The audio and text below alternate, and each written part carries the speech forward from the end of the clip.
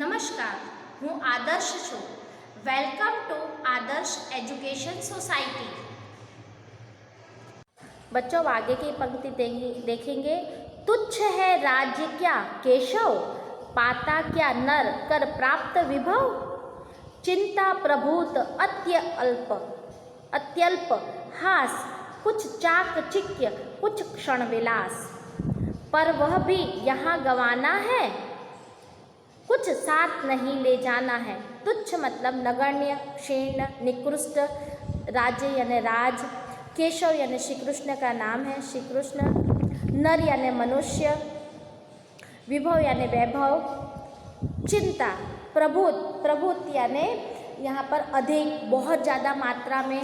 अत्यल्प यानी बिल्कुल थोड़ा सा. हास मतलब हंसी, खुशी. चाकचिक्य मतलब चमक, दमक, चकाचौंध. क्षण यानी पल. और उसके बाद है गंवाना यानी छोड़ देना. अब यहाँ पर कर्ण है वो श्री कृष्ण को संबोधित करते हुए कहते हैं कि हे केशव, आप जिस राज्य का मुझे प्रलोभन अर्थात आप मुझे लालच दे रहे हैं वह तो बहुत ही तुच्छ नगण्य वस्तु है. वैभव पाकर मनुष्य को क्या प्राप्त हो जाता है? जब कोई भी मनुष्य वैभव प्राप्त होता है तो उसे कौन सी चीज़ मिल जाती है? जैसे ही उसके पास वैभव आता है ना तो मनुष्य चिंताओं से घिर जाता है. एक के बाद एक चिंता उसके पास आने लगती है. उसकी जो हंसी है, उसकी जो सुख है वह उसके पास नाम मात्र का रह जाता है. थोड़ी सी चमक दमक के लिए और थोड़े से सुख के उपयोग के लिए हमें क्या मिल जाएगा? क्योंकि ये सारी की सारी चीज़ें हमें यहीं पर छोड़ देनी पड़ती है. अर्थात जब इंसान मृत्यु को प्राप्त होता है तो उसके सुख उपयोग की जो साधन सामग्री है, उसने जो वैभव प्राप्त किया है, जो राजपाट है, उसे सबको यहीं छोड़ कर जाना पड़ता है. वह अपने साथ कुछ भी नहीं ले जा सकता है, उसे खाली हाथ ही जाना पड़ता है. तो फिर क्यों इस बात की वह परवाह करे? अब आगे की पंक्तियाँ देखेंगे. मुझसे मनुष्य जो होते हैं कंचन का भार न ढोते हैं.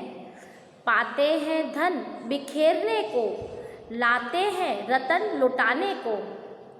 जग से न कभी कुछ लेते हैं, दान ही हृदय का देते हैं. यहाँ पर कंचन का अर्थ होता है सोना. भार यानी वजन. ढोते हैं मतलब ढोना, बोझ उठाना. बिखेरना, यहाँ पर बिखेरना मतलब लुटा देना. और उसके बाद या बांट देना कह सकते हो. जग यानी संसार.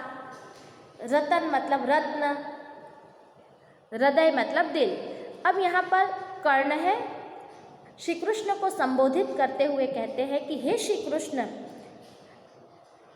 उसके जैसे जो मनुष्य हैं अर्थात कर्ण जैसे मनुष्य हैं वह इस धरती पर जन्म लेते हैं, परंतु वह कंचन का भार नहीं ढोते.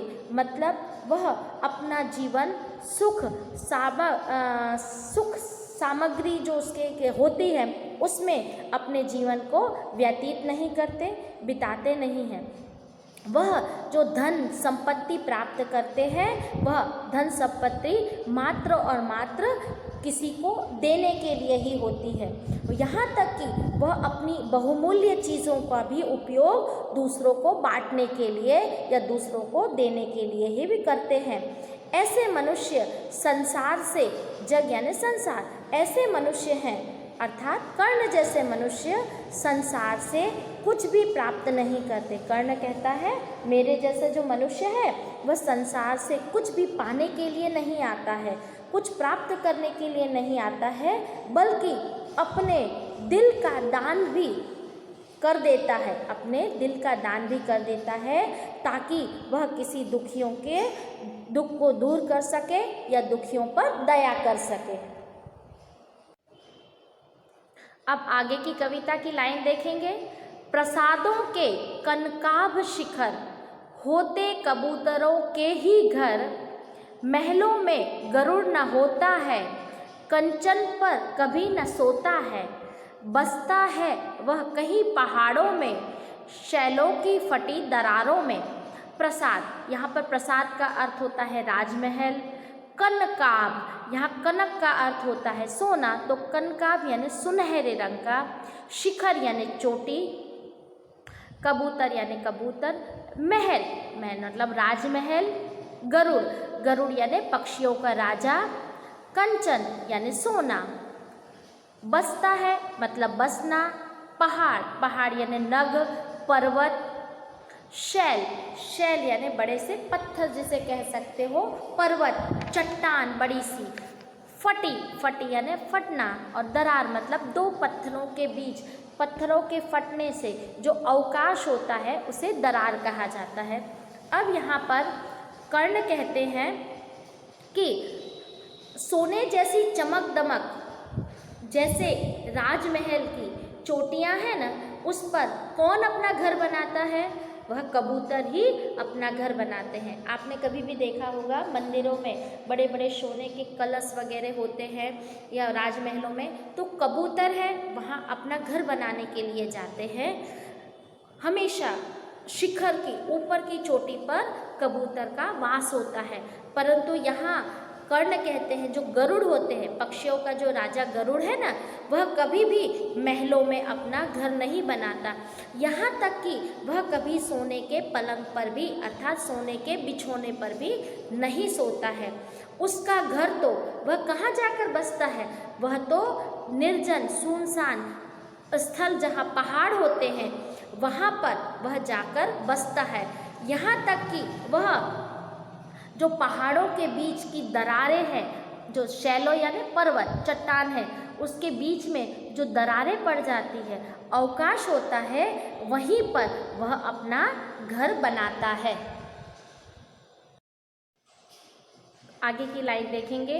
होकर समृद्ध सुख के अधीन मानव होता नित तप क्षीण, सत्ता किरीट मणिमय आसन करते मनुष्य का तेज हरण। नर विभव हेतु ललचाता पर वही मनुष्य को खाता है। यहाँ पर समृद्धि, समृद्धि मतलब जो सुख सुविधाएं होती है उसे समृद्धि कह सकते हैं। आधीन, आधीन मतलब उसके अंतर्गत आ जाना या उसका सेवक बन जाना, दास बन जाना, गुलाम बन जाना। मानव यानी मनुष्य। नित्य मतलब हमेशा। तप, तप तेज यानी तप यानी उसका प्रभाव। क्षीण यानी कम होना। सत्ता यानी राजपाट। किरीट यानी मुकुट। मणिमय आसन, मणिमय आसन मतलब सोने से रत्न मणियों से जड़ा हुआ आसन। तेज मतलब उसका प्रभाव। हरण करना मतलब उसको हर लेना। नर मतलब मनुष्य। विभव मतलब जो दुख सुख संपत्ति धन ऐश्वर्य।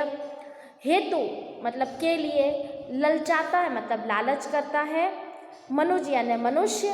और खाता मतलब खा जाना। यहाँ पर कर्ण है वह श्री कृष्ण से कहते हैं कि ये इंसान है, मनुष्य है, वो धन दौलत ऐश्वर्य के का गुलाम बन जाता है। और जब वह मनुष्य उसका गुलाम बन जाता है तो धीरे धीरे उसका तेज है, तप यानी नित, नित मतलब हमेशा रोज धीरे धीरे वह अपने तेज को खोता चला जाता है। राजपाट, मुकुट, मणियों से जड़ा हुआ आसन यानी सिंहासन जब भी मनुष्य के पास होते हैं तो धीरे धीरे वह मनुष्य के तेज को हरण कर लेते, अर्थात उस तेज को प्रभावहीन कर डालते हैं। मनुष्य जब भी धन और संपत्ति के लिए ललचाता है, मानव क्या करता है, उसको लालच जागता है धन संपत्ति ऐश्वर्य का। तो जब जब मनुष्य के अंदर इन विभव का अर्थात ऐश्वर्य का लालच जागता है और वही लालच है वह मनुष्य को खा जाता है, अर्थात जब धीरे धीरे उसकी संपत्ति नष्ट हो जाती है और उसे कुछ नहीं मिलता है। क्योंकि सुख समृद्धि में रहने वाला इंसान है वो आलसी बन जाता है, और जब सुख संपत्ति तो क्या है, यहीं के यहीं उसे नष्ट कर देती है। चांदनी पुष्प छाया में पल, नर गले बने सुमधुर कोमल। पर अमृत क्लेश का पिए बिना, आतप अंधड़ में जिए बिना, वह पुरुष नहीं कहला सकता, विघ्नों को नहीं हिला सकता। यहाँ पर चांदनी पुष्प छाया अर्थात सुख सुविधाओं से संपूर्ण होना। पल यानी पलना, पलना मतलब बड़ा होना। नर यानी मनुष्य, सुमधुर यानी कोमल। अमृत क्लेश यानी कष्ट पीड़ा। पिए यानी पीना। आतप यानी तेज प्रकाश धूप।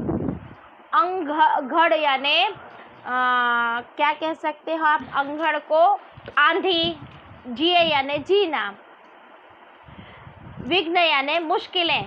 यहाँ पर कर्ण कहते हैं कि जो व्यक्ति चांदनी और फूलों की छाया में, अर्थात पुष्प यानी फूल होता है, अर्थात जो व्यक्ति बहुत ही ज़्यादा सुख सुविधाओं से संपन्न घर में बड़ा होता है या सुख सुविधाओं का उपयोग करके वह बड़ा होता है, तो वह मनुष्य भले ही सुंदर बन जाता है, कोमल बन जाए, परंतु जब तक कोई भी मनुष्य पीड़ा रूपी अमृत का पान नहीं करता है, वह तेज धूप को, आंधी को सह नहीं सकता है या सहन नहीं करता है, तब तक वह पुरुष नहीं कहलाता है। वह उसके जीवन में आने वाली बड़ी से बड़ी बाधाओं को दूर नहीं कर सकता, हिला नहीं सकता, मतलब बड़ी से बड़ी बाधाओं को वो पार नहीं कर सकता है या दूर नहीं कर सकता है। उड़ते जो झंझावतों में, पीते जो वारी प्रपातों में, सारा आकाश अयन जिनका, विष घर भोजन भुजंग भोजन जिनका, वे ही फणिबंध छुड़ाते हैं, धरती का हृदय जुड़ाते हैं। यहाँ पर झंझावत यानी आंधी है, पानी वर्षा के साथ आई हुई आंधी जिसे झंझावत कहा जाता है। वारी, वारी का अर्थ होता है जल, नीर, पानी। प्रपात यानी झरना। सारा यानी पूरा। आकाश यानी नभ, गगन। अयन, अयन यानी गति, पथ, गमन, परंतु यहाँ पर हम इसको घर के रूप में लेंगे। विषघर, विषघर की जगह विषधर है बच्चों, विष को धारण करने वाला। भुजंग यानी सर्प होता है, सांप होता है। भोजन यानी खाना। फणिबंध, फणिबंध यानी नागपाश, और छुड़ाना, छुड़ाते हैं मतलब छुड़ाना। यहाँ पर ऐसे व्यक्ति या ऐसा पक्षी जो उड़ते हैं, किसमें, आंधी तूफान में भी हमेशा उड़ते रहते हैं। ऐसे जो प्रपातों का पानी, प्रपात यानी झरनों का पानी पीते हैं, और सारा आकाश यानी पूरा का पूरा आकाश ही जिनका घर है, अर्थात आकाश को ही अपना घर मानते हैं। और विषधर, विषधर मतलब जो बहुत ही ज़्यादा विषैले सांप है जिनका भोजन है। ऐसे गरुड़ ही, ऐसे गरुड़ ही सांप के बंधन से, फणिबंध यानी नागपाश के अहिरपाश कहा जाता है, ऐसे बंधन से छुटकारा दिला सकते हैं और पूरी धरती के हृदय को जुड़ाते हैं, अर्थात पूरी धरती में शीतलता लाकर रख देते हैं या उन्हें शीतलता प्रदान करते हैं। मैं गरुड़ हूँ कृष्ण, मैं पक्षी राज, सिर पर ना चाहिए मुझे ताज। दुर्योधन पर है विपद घोर, सकता ना किसी विष उसे छोड़। रणखेत पाटना है मुझको, अहिपाश काटना है मुझको। यहाँ गरुड़, गरुड़ पक्षी है, वह पक्षियों का राजा कहा जाता है। कृष्ण यानी भगवान श्री कृष्ण। ताज यानी मुकुट। विपद यानी मुश्किल। घोर यानी भयंकर। विष यानी जहर। रणखेत यानी युद्ध भूमि। अहिपाश यानी नागपाश। यहाँ पर कर्ण है वो कृष्ण से कहते हैं कि हे कृष्ण, मैं एक ऐसा गरुड़ पक्षी हूँ जिसके सिर पर या जिसे राजपाट नहीं चाहिए या जिसके सिर पर मुकुट नहीं चाहिए। मेरा मित्र दुर्योधन बहुत ही ज़्यादा विपत्ति में है, उस पर बहुत ज़्यादा भयंकर विपत्ति आई है, इसलिए इस भयंकर परिस्थिति में मैं अपने मित्र को नहीं छोड़ सकता हूँ। मुझे तो युद्ध भूमि में, रणक्षेत्र मतलब युद्ध भूमि में युद्ध करने के लिए तो उतरना ही पड़ेगा और उतरूंगा ही। क्यों? क्योंकि मेरे मित्र पर जो विपदा आई है, जो नागपाश से बंधा हुआ है, उस मित्र को मुझे नागपाश से छुड़ाना है, अर्थात मेरे मित्र दुर्योधन के नागपाश को मुझे काटना ही है। Thank you for joining us.